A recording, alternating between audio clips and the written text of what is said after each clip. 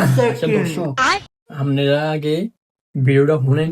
16 December অবৈধ পথে আসা মোবাইল হ্যান্ডসেট নেটওয়ার্কে স্বয়ংক্রিয়ভাবে দেখছেন কি কইছি, অচল মোবাইল হিতের বাফেট কে দিই আনঅফিসিয়াল মোবাইল বন্ধ করে দিব বলে। এই সরকারের অনুমতি দৌড় দিয়েছেন কবেল নাই।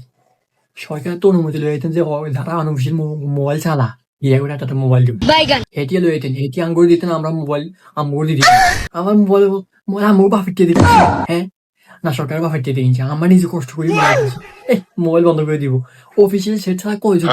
হ্যাঁ আমি হিসাব করে দেখেন, গণে দেখেন অফিসিয়াল সেট ইয়া করে। এই বলার দেশের মধ্যে একটা সেতু দিলে কি হোক, আমরা বলার দেশের মানসিক খেলা তো কি হোক দ্বীপ জেলা কিরকম করে একটা সেতু লাই আমরা সেতুকে দিলে আমাকে মোবাইল তো শুদ্ধ হয়ে গেছে।